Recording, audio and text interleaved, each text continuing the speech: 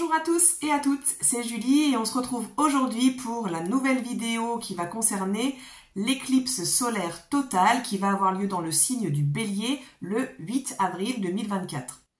Alors, on se trouve ici en ce moment en plein milieu de la période des éclipses. On a passé le 25 mars la première des deux. Et il est bien probable que dans cette période qui est dans cet entre-deux, où on a eu donc cette première éclipse lunaire qui venait clôturer un certain nombre de schémas, un certain nombre de cycles, notamment au niveau relationnel, et puis la nouvelle éclipse qui va avoir lieu est une éclipse solaire cette fois-ci, une éclipse totale, donc particulièrement puissante pour d'autres aussi paramètres qu'on va explorer plus loin dans la vidéo, eh bien, on va avoir cette espèce d'exploration, cette espèce d'entre-deux, comme si on était un peu dans les limbes. Donc on a vraiment quelque chose qui s'est clôturé, et puis on a un espace d'ouverture qui est à venir avec cette puissante éclipse du 8 avril, puisque les éclipses solaires vont plutôt toujours amener cette énergie d'ouverture, de nouveaux horizons, nouvelles opportunités, de démarrage d'un nouveau cycle, démarrage de quelque chose de nouveau. Et cette énergie-là est renforcée ici parce que ça se passe en plus de ça dans le signe du Bélier et que par conséquent, le Bélier étant le premier signe du zodiaque, il est aussi inscrit dans cette idée de naissance, de créer de nouveaux espaces, de nouvelles voies, de nouvelles opportunités, d'être acteur de cette nouvelle réalité. Alors tout ça, bien entendu, ça va se jouer sur, comme d'habitude, un plan individuel mais aussi un plan collectif. Et on sent bien depuis un certain temps maintenant que on a cette envie de renouveau. Il y a vraiment cette motivation-là qui est d'ailleurs en fait de plus en plus visible, hein, même si c'est pas toujours facilité par les systèmes dans lesquels on vit. En tout cas, il y a cette envie de renouveau, il y a cette envie de créer des nouvelles voies, des nouvelles pistes, des nouvelles façons d'être, des nouvelles façons de vivre. Et on peut sentir cette volonté-là de plus en plus puissante. On peut avoir aussi cette espèce de trépidation, un peu d'excitation à l'idée de quelque chose qui se profile là. On peut commencer à avoir cette sensation, ce pressentiment un peu que on est à l'aube de quelque chose de nouveau.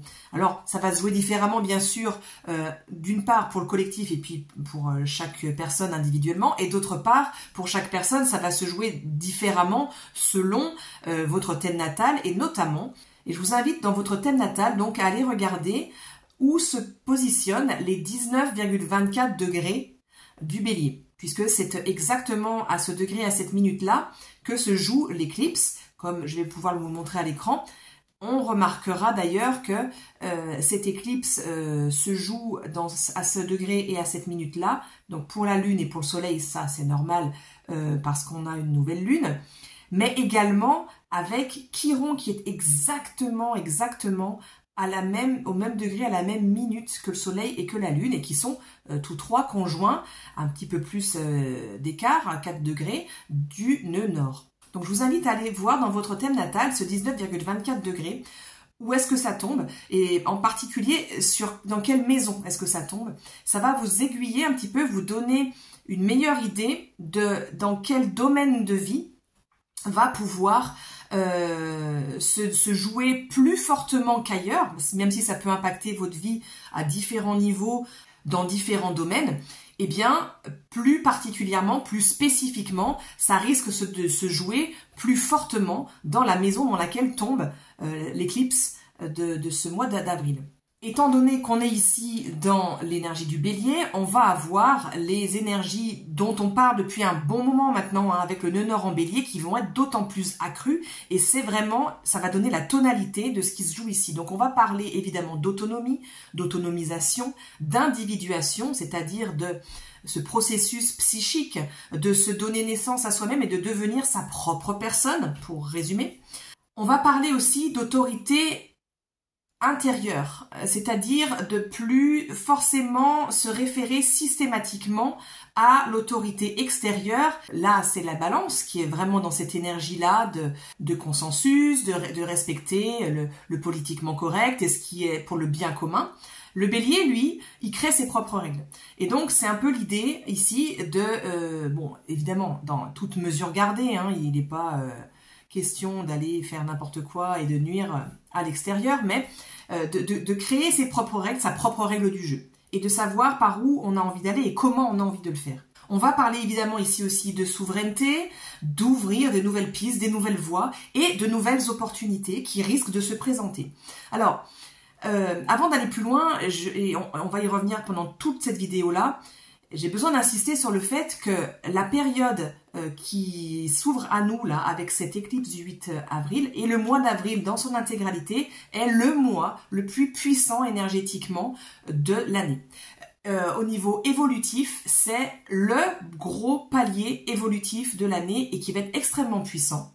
Et il ne va pas s'agir ici d'une évolution, on va dire, fluide dans le sens où on avance pas à pas et puis voilà, ça avance petit à petit, on a le temps de s'y faire. Là, on a vraisemblablement à s'attendre à une énergie qui va avancer d'un coup et avoir des grands sauts en avant, comme des sauts quantiques, vraiment des choses qui vont venir chambouler et complètement tournebouler la réalité dans laquelle on vit et vraiment avoir des changements massifs, majeurs dans un ou plusieurs domaines de notre vie qui vont faire que quand on va regarder 6 mois plus tard, au moment où aura lieu le prochain portail écliptique, et donc où on aura eu la fin de toute cette période de 6 mois de champs évolutifs renouvelés, eh bien, il y aura certainement des choses qui seront tellement différentes de maintenant qu'il y a certains espaces de notre vie qu'on reconnaîtra pas dans 6 mois où on se dira mais oh mais c'est vrai il y a 6 mois j'en étais là mais incroyable en si peu de temps.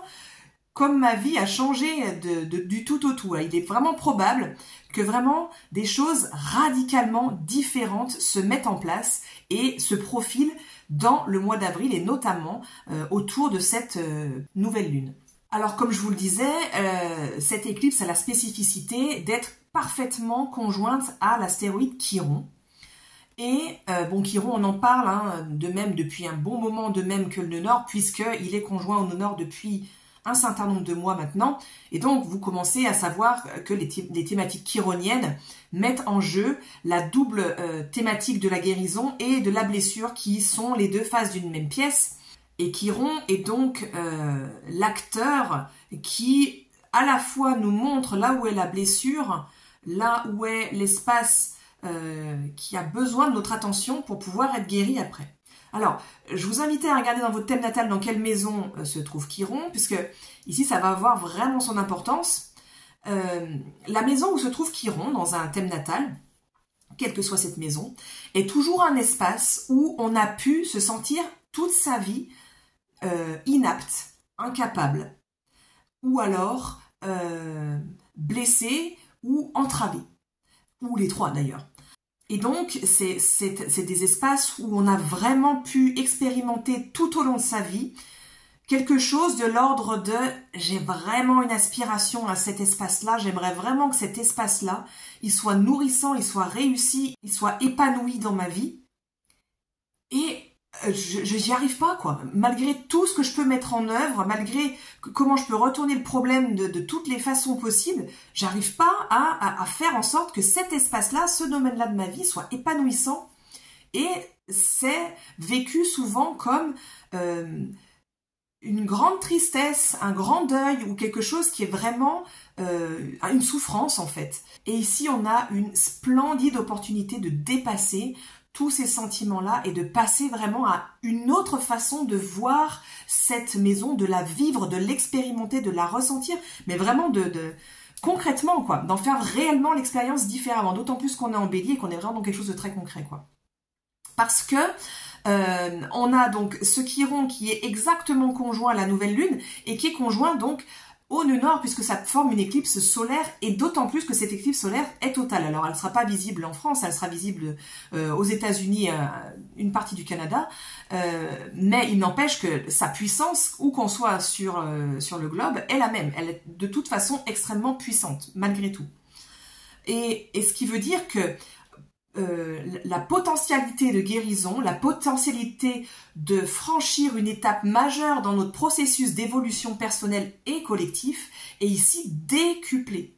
Alors, ce qu'il a pu se passer en fait depuis le 25 mars, depuis l'éclipse dernière, l'éclipse lunaire dont on a parlé dans la dernière vidéo, c'est que probablement, dans un ou plusieurs espaces de votre vie, vous avez pu avoir des choses qui sont remontées à la surface, des mémoires, des anciens vécus, des traumas, des vieux schémas relationnels ou autres que relationnels, mais des façons de fonctionner, des schémas de fonctionnement qui sont plutôt délétères en tout cas. Enfin, ce genre de questions-là qui ont pu remonter à la surface, et c'est pas pour rien.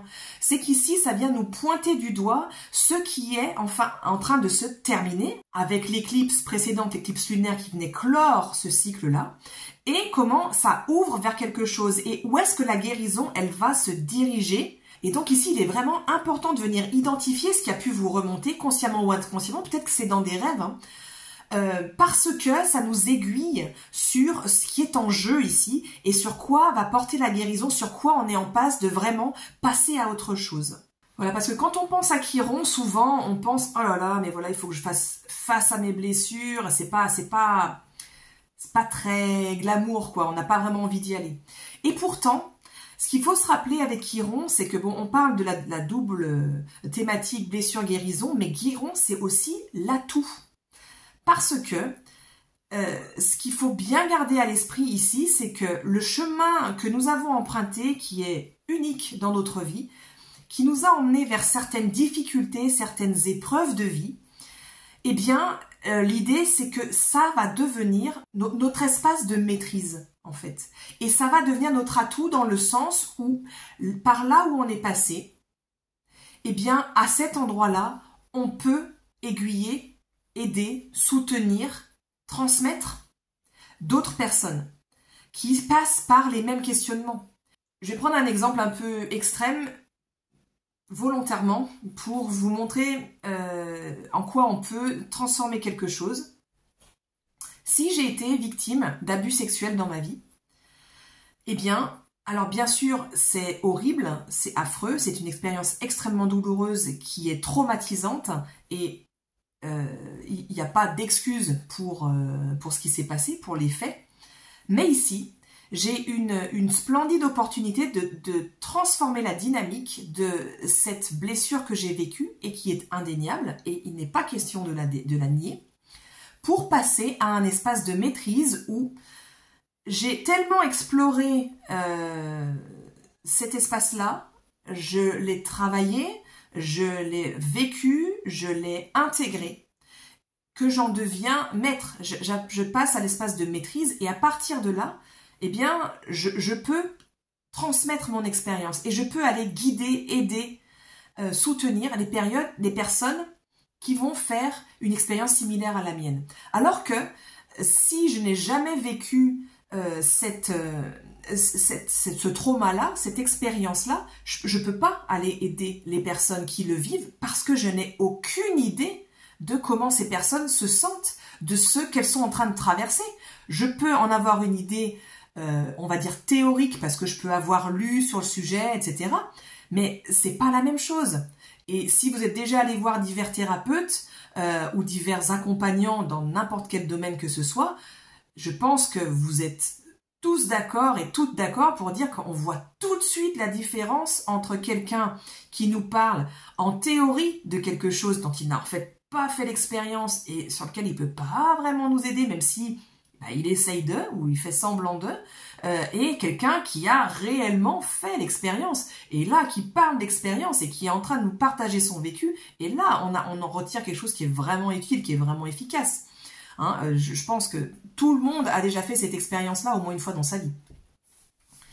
Donc voilà, ici, même si ça nous fait passer par des espaces extrêmement inconfortables, extrêmement souffrants, eh bien, l'idée c'est vraiment de faire une totale inversion de l'état d'esprit pour arriver à cet espace de maîtrise en fait et faire de notre vécu, de nos blessures, de ces espaces de manque un atout. Alors évidemment, comme toujours, c'est bien plus facile à dire qu'à faire parce que cette blessure-là que pointe Chiron dans un thème natal, c'est pas le petit truc qu'on peut dépasser en deux claquements de doigts et qu'il est facile de passer à autre chose. C'est en général le domaine clé qui nous pose problème. Donc bien sûr que c'est pas évident.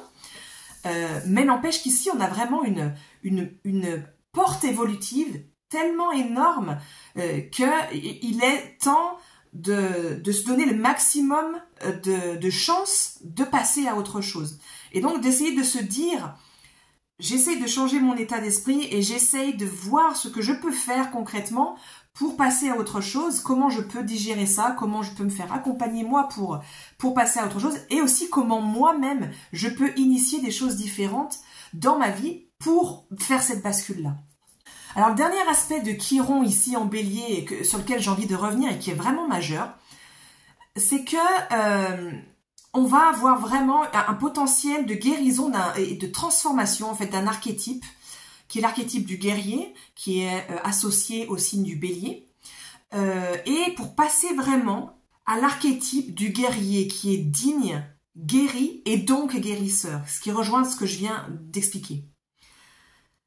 Ça vient rejoindre ici les énergies Verseau qui sont encore très présentes puisqu'on a toujours ce Pluton qui vient de rentrer en Verseau qui est à 1 degré, et puis on a aussi, on va en parler tout de suite après, son maître Uranus qui est conjoint à Jupiter en Taureau, et la conjonction est en train de se resserrer pour devenir exact le 21 avril. Elle sera quand même assez serrée au moment de l'éclipse. Donc on a cette énergie Verseau qui est quand même assez marquée et qui sous-tend en fait ce qui est en train de se passer.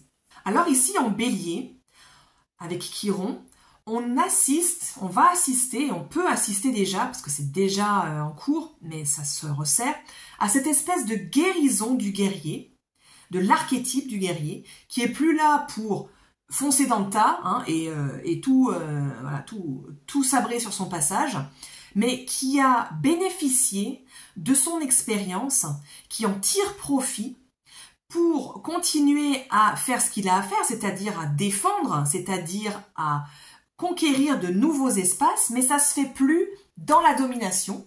Et par contre, il fait ça en gardant sa droiture, en étant droit dans ses bottes et riche de son expérience qu'il a assimilée, et également en gardant la candeur et la spontanéité du Bélier.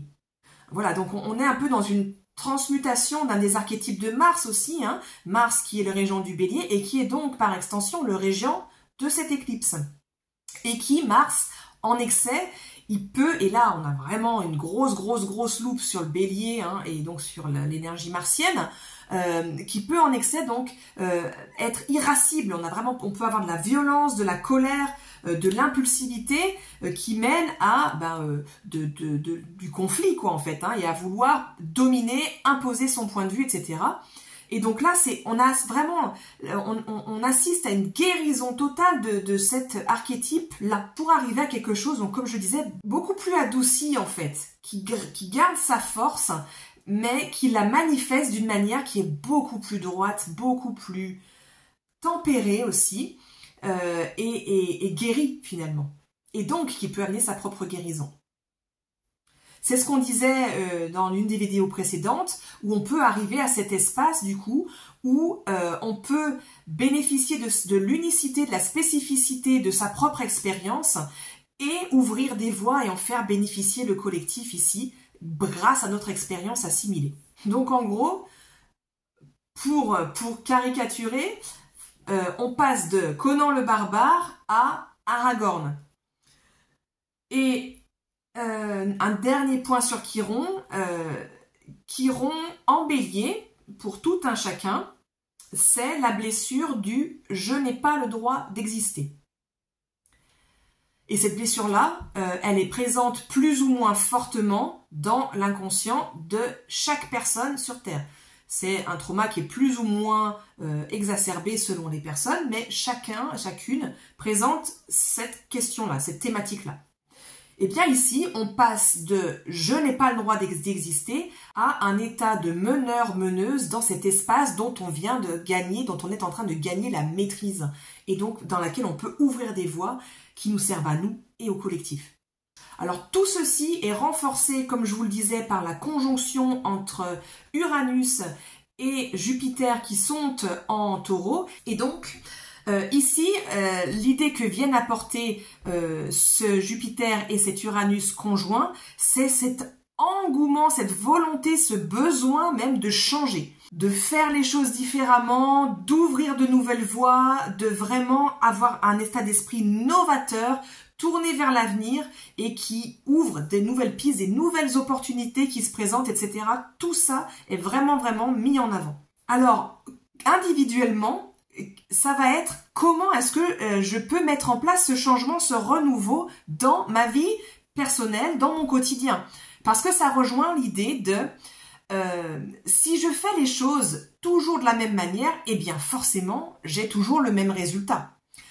Et si je veux voir une modification dans un certain domaine de vie, eh bien forcément, il faut que je fasse les choses différemment. Donc concrètement, dans notre vie personnelle, ça va être qu'est-ce que je peux changer dans ma routine, qu'est-ce que je peux changer dans mon quotidien pour pouvoir en fait que ça fasse un peu effet boule de neige et avoir des résultats différents dans tel ou tel domaine de vie. Donc là, on va parler essentiellement bien sûr du domaine de vie qui est marqué par l'éclipse. On parle aussi ici du domaine de vie qui est marqué par l'espace où vous trouvez cette conjonction Jupiter-Uranus dans votre thème natal, qui sont donc à 21 degrés, enfin bon, on se rapproche quand même, elle sera exacte à 21 degrés le 21 avril du signe du Taureau. Donc regardez comment est-ce que ça tombe, dans quelle maison ça tombe, et c'est possible qu'il y ait une volonté, quelque chose qui nous pousse vraiment à faire les choses différemment aussi dans cet espace de vie-là.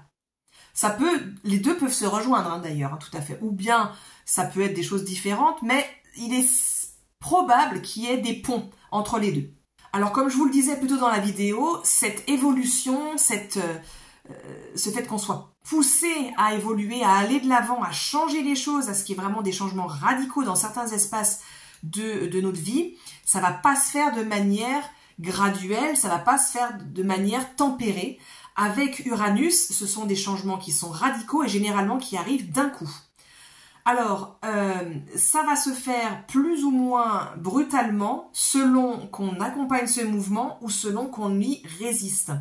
Et je vous précise, pour les personnes qui ne le savent pas, que Chiron est un astéroïde qui a une orbite un peu particulière parce que elle orbite pas autour du Soleil comme la Terre ou les autres planètes du système solaire le font. Elle orbite de manière décalée et son orbite croise celle de Saturne et celle d'Uranus en fait. Je vous montrerai à l'écran une image qui va pouvoir vous aider à vous rendre compte. Et c'est intéressant parce que ce Chiron qui amène ici cette guérison, cette maîtrise, ce changement, croise à la fois l'orbite de Uranus qui soutient cette volonté de changement, de renouveau, d'espace et d'esprit novateur, et à la fois croise aussi l'orbite de Saturne, dont on va parler puisque c'est un acteur important de cette carte du ciel également. Et Saturne, lui, c'est un peu l'énergie contraire, c'est-à-dire que c'est l'énergie du conservatisme, de la tradition, de la discipline, de faire les choses avec réflexion, avec méthode, de manière organisée, stratégique et structurée, alors qu'Uranus, ça c'est plus possible, on passe à autre chose. Et donc du coup, il peut y avoir en fait cette espèce d'oscillation entre cet élan d'aller de l'avant, cet élan d'ouvrir de nouvelles portes et d'être vraiment propulsé vers quelque chose de complètement nouveau, et en même temps comme une réticence un peu, ou en tout cas quelque chose qui va dire ouh là là, ne nous emballons pas, prenons le temps de réfléchir, etc. Donc c'est pas forcément négatif, mais on y reviendra plus tard quand on parlera de Saturne. Donc comme je vous le disais, Uranus, il nous pousse de l'avant, et ici ça va être un bon moment pour franchir des étapes, et on a peut-être des choses qui se profilent depuis un certain temps, et peut-être que cette prémonition, cette idée-là se renforce depuis la précédente éclipse il y a quelque chose qui va s'ouvrir là. Là, je sens qu'il y a quelque chose qui est en passe de changer. Et en fait, Uranus, lui, il vient toujours nous aider à passer des caps et à sortir de certains espaces qui sont devenus trop étriqués pour nous et qu'en fait, de toute façon, on avait déjà dépassé. On était déjà trop vaste pour ces espaces-là, on était déjà passé à autre chose, mais lui, il nous pousse vers l'espace suivant, en fait, de bon, allez, ok, t'es encore là, mais non, là, on passe à la suite, quoi. Et avec Uranus, on reçoit vraiment une énergie d'en haut, c'est vraiment une énergie qui vient aider notre âme dans son processus évolutif et qui vient nous pousser de l'avant. Donc la stagnation, elle n'est pas possible. Le fait de, oui, bon, on y va tranquillement, on verra, je prends encore le temps de réfléchir. Ici, c'est impossible. C'est pas du tout l'énergie qui est amenée tant par cette éclipse solaire totale que par Uranus et la conjonction avec Jupiter. Là, on est vraiment sur une propulsion vers quelque chose de radicalement différent. Alors, cette conjonction dont je vous parle et qui sera exacte le 21 avril, elle n'est pas... je dis, cette énergie-là, c'est pas nouveau. On peut le sentir déjà, disons, depuis fin février, qu'il y a cette énergie de changement, de renouveau et de vraiment de nouveaux paliers évolutifs qui sont sur le point d'arriver là. Donc bien sûr, ça va s'intensifier jusqu'au 21 avril, là où ça sera vraiment exact. Et puis ça va se faire sentir encore, disons, pour tout le mois de mai. On a vraiment cette étape évolutive majeure qui est en train de se mettre en place pour la vie et collective et individuelle de tout un chacun. Alors, ça peut se manifester de plusieurs manières. Ça peut se manifester sous la forme, si on résiste vraiment beaucoup, consciemment ou souvent inconsciemment, hein, il peut y avoir des effondrements complets de certains pans de notre vie où ça, c'est plus possible. Et du coup, bon, bah, ça s'effondre. Je perds mon emploi, je perds mon logement, une relation importante pour moi se termine, ou alors tel emploi, telle entreprise ne fait plus de bénéfices, il faut que je diversifie mon activité. Enfin bref, vous voyez l'idée, on est vraiment amené face à la problématique et on n'a pas le choix, on est obligé de faire quelque chose pour passer à un fonctionnement complètement différent. Ça peut être des changements majeurs ou soudains qui se produisent, on s'y attendait pas. Ça peut être aussi des nouvelles opportunités vraiment surprenantes qui arrivent tout d'un coup ici et qu'il faut pouvoir saisir. Alors avec Uranus, hein, on a cet enthousiasme, on a cet engouement et ça peut être aussi un peu de la nervosité, un peu comme un genre de trac, quoi, de quelque chose de grand qui est en passe de se produire et on peut avoir ce pressentiment-là. Donc l'important, c'est de suivre la voie qui s'ouvre, c'est aussi de faire le nécessaire pour calmer la nervosité qui peut être tout à fait ambiante ici, hein, parce que Uranus, c'est une énergie un peu électrique, quoi. Donc ça peut amener cet énervement un peu, cette nervosité, et là, il faut faire le nécessaire. C'est là que l'énergie taureau peut nous aider pour ramener du calme, ramener quelque chose qui est plus posé et qui va nous permettre d'être plus centré et de pouvoir prendre les bonnes décisions au bon moment. Et justement, le dernier acteur important de cette carte qui va nous aider à ça, eh bien c'est Saturne. Saturne, comme vous pouvez le voir sur la carte, il est conjoint à Mars en Poisson, donc conjoint au régent de l'éclipse en Bélier. Et il se trouve en sextile, justement, à Jupiter et Uranus. Donc, comme on disait tout à l'heure, il y a Mars qui a très envie d'aller de l'avant, vite, à sa manière, et avec beaucoup de spontanéité, de candeur. Et on a Saturne qui est conjoint ici et qui va un petit peu réfréner ça en disant « Ok, on y va ». Et qui va réfréner aussi cette espèce d'énorme élan impulsé par Uranus, même si Uranus est une planète plus influente, hein, plus forte, on pourrait dire, que Saturne, dans sa puissance d'action et de sa puissance d'influence, on va dire. Saturne va quand même un petit peu réfréner tout ça. C'est comme s'il disait, bon d'accord, on y va, je suis d'accord avec le fait qu'il faut évoluer, il suit l'énergie impulsée par Uranus, et par l'éclipse d'ailleurs, mais il va réfréner un peu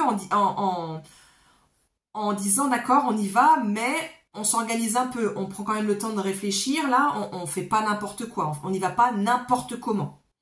Et ça va un peu tempérer, et ça va nous permettre de suivre les opportunités, de se lancer dans les voies qui s'ouvrent, sans pour autant prendre de risques démesurés, sans jeter aussi le bébé avec l'eau du bain. Voilà, donc je vous souhaite bienvenue dans cet espace évolutif majeur de l'année 2024. Je vous souhaite de franchir cette étape-là le plus joyeusement possible et puis le plus sereinement possible, en sachant que ces espaces évolutifs, même si ils peuvent être effrayants parce qu'ils nous mettent face à des difficultés qu'on peut toujours avoir eues et ils peuvent nous mettre face à des résistances qu'on peut avoir parce qu'on peut avoir de grandes frayeurs face à certains domaines dans lesquels on s'est toujours senti inapte, hein, comme on le disait tout à l'heure avec Chiron. Eh bien, malgré ça, il faut se rappeler que ce sont des échéances évolutives ici qu'appelle notre âme. Ça tombe pas par hasard en fait, hein. Il n'y a pas de hasard en astrologie. En réalité, tout est déjà préorchestré. C'est comme si on avait choisi à la naissance qui allait avoir ce chemin évolutif-là, et les étapes évolutives, les échéances évolutives nous aident à franchir de plus en plus d'étapes sur ce chemin évolutif que l'on s'est choisi. Alors, comme toujours, on a notre libre arbitre, et puis il y a des dizaines et des dizaines de paramètres qui nous échappent, et tant mieux, parce que sinon, on tomberait dans le déterminisme. Mais en tout cas, les questions qui sont posées, les échéances sont posées pour nous permettre de franchir certaines étapes, à nous de voir comment on peut les franchir au mieux, en suivant l'appel de notre âme finalement, l'appel de notre cœur aussi, tout en prenant en compte, et là c'est Saturne, les différentes obligations que l'on a et les différents points auxquels on est quand même obligé de se plier, même si on choisit notre voie et notre façon d'y aller. Je vous souhaite vraiment le meilleur pour toute cette période qui risque d'être fort mouvementée. Je vais pas laisser les commentaires actifs pour cette vidéo parce que je vais pas du tout avoir le temps de les regarder et donc d'y répondre, et lorsque j'y répondrai, ça serait des semaines après, ça aurait plus beaucoup de sens. Donc je suis toujours très contente de lire vos retours et je vous en remercie, mais pour cette fois-ci, ce ne sera pas possible. Je vous souhaite néanmoins une très très belle période et je vous dis à très vite pour une nouvelle vidéo.